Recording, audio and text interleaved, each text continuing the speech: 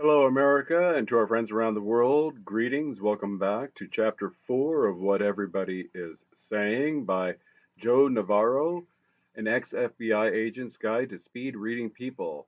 Chapter 4 is Torso Tips. Torso, that's your midsection, abdomen, chest, hips, shoulders. This chapter will cover the hips, abdomen, chest, and shoulders, collectively known as the torso or trunk. As with legs and feet, many of the behaviors associated with the torso reflect the true sentiments of the emotional limbic brain, because the torso houses many vital or internal organs, such as the heart, lungs, liver, and digestive tract. Now, as a segue, keep in mind, we people, generally speaking, are a what they call a bipedal upright animal, meaning that our bellies are exposed. We face one another with our bellies exposed towards one another, whereas other animals in nature typically do the four-legged walk, protecting their soft underbelly, keeping it closer to the ground. So some of this stuff will make sense as we read through the chapter, if you're not already aware of the fact that you walk around with probably the softest part of your body most observable to anyone and everyone. All right, so such as the heart, lungs, liver, and digestive tract, we can anticipate that the brain will seek to diligently protect this area when threatened or challenged during times of danger, whether real or perceived. The brain recruits the rest of the body to guard these crucial organs in ways that range from the subtle to the more obvious. Think of getting into a fight, somebody just getting beat up on, wailed on. Typically, whether it's one person or a group of them, they will fall to the ground and assume a fetal position, you know, armadillo style. Let's look at some of the more common nonverbal signals of the torso and some examples of how these behaviors project what is going on in the brain, particularly the limbic brain.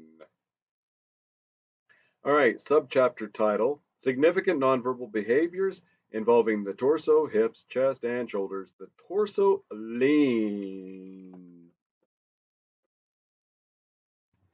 Like much of our body, the torso will react to perceived dangers by attempting to distance itself from anything stressful or unwanted.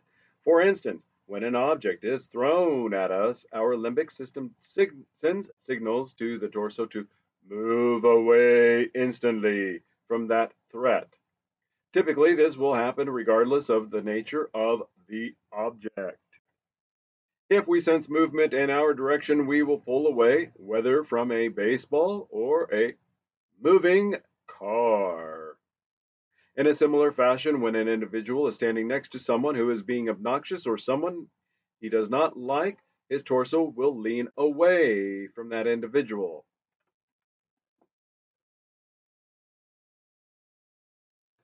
Because the torso carries a large portion of our weight and transmits it to the lower limbs, any reorientation of our trunks requires energy and balance.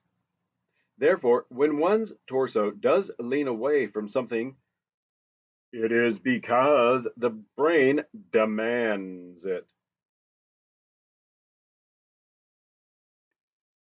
Therefore, when one's torso does lean away from something, it is because the brain demands it, so we can count on the honesty of these reactions. Extra effort and energy are required to hold these positions.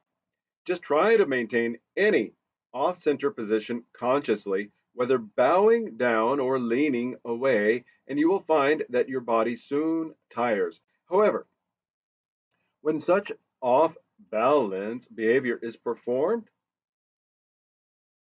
because your brain subconsciously decides it's a necessity, you will hardly feel it or notice it. Not only do we lean away from people who make us uncomfortable, we may also blade away, turn slightly. Uh, if you're not familiar, a bladed stance is essentially a narrowing of your profile. All right, so stand up and have your body, have your feet parallel facing towards a wall or an object. Have your torso, your hips, shoulders, and face also pointed in the same direction of that object. That is, that's a full frontal. Now, turn to the left 90 degrees or turn to the right 90 degrees so that one shoulder or the other, your left shoulder followed by your left hip or your right shoulder and your right hip and you know is what's facing that object. That is a bladed stance. That is a self protection stance because you're turning your vulnerable spot away from you. And it's a tactic many people will use in combat. By degrees, from that which does not appeal to us or we grow to dislike. Not long after it opened, I took my daughter to the Holocaust Museum in Washington, D.C., which is something every visitor to D.C. should do. As we walked around the memorable exhibits, I noticed how young and old first approached each exhibit. Some walked right up, leaning into it while trying to absorb every nuance. Some approached hesitantly, while others would draw near, then begin to turn slowly and slightly away as the inhumanity of the Nazi regime encroached on their senses. Some, stunned by the depravity they were witnessing, turned 180 degrees and faced the other way as they waited for their friends to finish examining the display. Their brains were saying, I can't handle this. And so their bodies turned away. The human species has evolved to the point that not only physical proximity to a person we dislike can cause us to lean away, but even images of unpleasant things, such as photographs, can cause a torso lean. As a careful observer of human behavior, you need to be aware that distancing sometimes takes place abruptly or very subtly. A mere shifting of body angle of just a few degrees is enough to express negative sentiment. For example, couples who are pulling apart emotionally will also begin to pull apart physically. Their hands don't touch as much, and their torsos actually avoid each other. When they sit side by side, they will lean away from each other. They create a silent space between them, and when they are forced to sit next to each other, such as in the back of an automobile, they will only rotate toward each other with their heads, not their bodies. This is this is very telling. Number one, uh, I believe I may be mistaken in how to title him, Professor Emeritus of the University of Washington. What was his name? John Gottman. That was his name. John Gottman was a professor at the University of Washington. And he did a study where he interviewed couples and they would do follow ups. If I'm not mistaken, Malcolm Gladwell, in one of his books, documents what the criteria was that they would be initially interviewed and they would be asked to come back every year. And essentially, my takeaway was that relationships that demonstrated contempt when the other individual was behaving, speaking, listening, whatever, That signaled an indicator that gave him a greater than 90% accuracy in predicting success and failure rates of relationships. Now you can take his research and you can extrapolate it not just to intimate relationships, but you can expand upon it in terms of all relationships based off of whether or not somebody actually values and respects who it is that you are as a person. And that ties back into the torso display. If they're not providing the full torso display, exposing their soft underbelly, the most vulnerable spot of their body to you, they're protecting it for some reason. It doesn't mean they don't respect you, it just means they're guarded for some reason. But if you incorporate Professor Gottman's research and you're in some kind of relationship, whether it's an intimate relationship or it's a very, what you thought was a very close friendship to business associates to even family dynamics, you can start assessing how it is these other individuals perceive you. And this is the value of baselining it so you don't just do a one off. You have to throw in some other measurements to get a better reading. Could be they just had a bad day at work and they're just, and were yelled at by their boss or something. But again, these are valuable tools, and I would recommend that you avail yourself to them. This is the box 2020 Wiley or Weird inset. Years ago, I was stationed in the New York office of the FBI. During my tenure there, they've been getting such a bad reputation, at least the Southern District of New York, being apparently an extraordinarily corrupt institution that they throw a ticker tape parade for their boss who was fired essentially. He was given a retirement. He should have been stripped of all of that, but whatever. I had numerous opportunities to ride the trains and subways in and out of the city. Again, New York, after the Daniel Penny incident, um, that ordeal that he had to suffer through. It didn't take long to recognize the many different techniques people used to claim territory while on a public transport. Very relevant to the post Daniel Penny criminal circus that he was forced to undergo.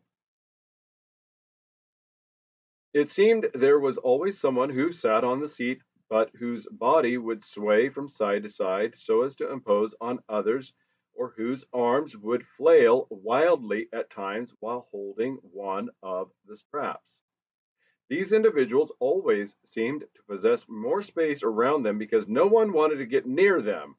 When forced to sit or stand next to these weirdos, people would lean at the torso as far as possible so as not to come in contact with them. You have to ride the subways in New York to appreciate this. I am convinced that some passengers purposely acted strangely and exaggerated their body movements to keep people at a distance, away from their torsos. In fact, a longtime resident of New York once told me, if you want to keep the hordes at bay, act like you're nuts.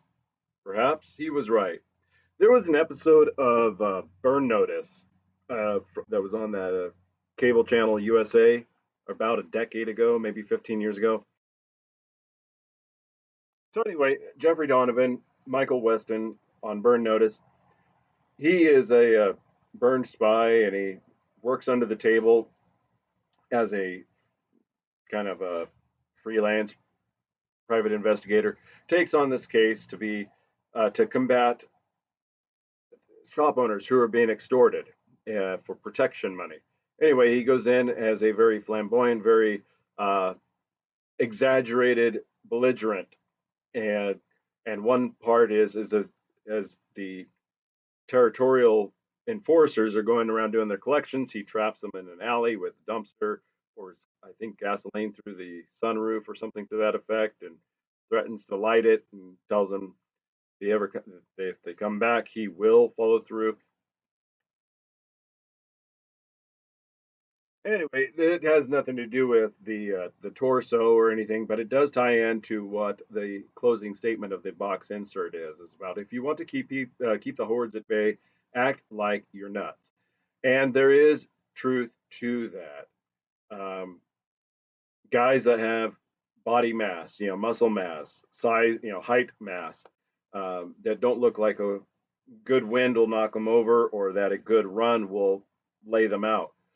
That have some sense of power about them when they act even just a little bit off kilter, jerky movements, unpredictable movements, will end up having a wide perimeter that nobody wants to interact. During the whole scamdemic, I remember going through the store without a mask on and the sea of people parting as I pushed my grocery cart. And that could have been just because of my appearance, or that could have just been my lack of a mask, or that could have just been, you know, not mess. I don't know. Maybe I don't. It's I keep joking with people that I need body cameras on me just to upload it because people look at me like you got to be BSing me because this can't be happening to you. And yeah, some of the weird. Just I study body language. Obviously, I'm able to articulate it and document what it is that's being displayed, and people look at me like, uh-huh.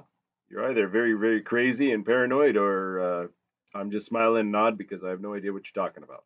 All right, enough meandering.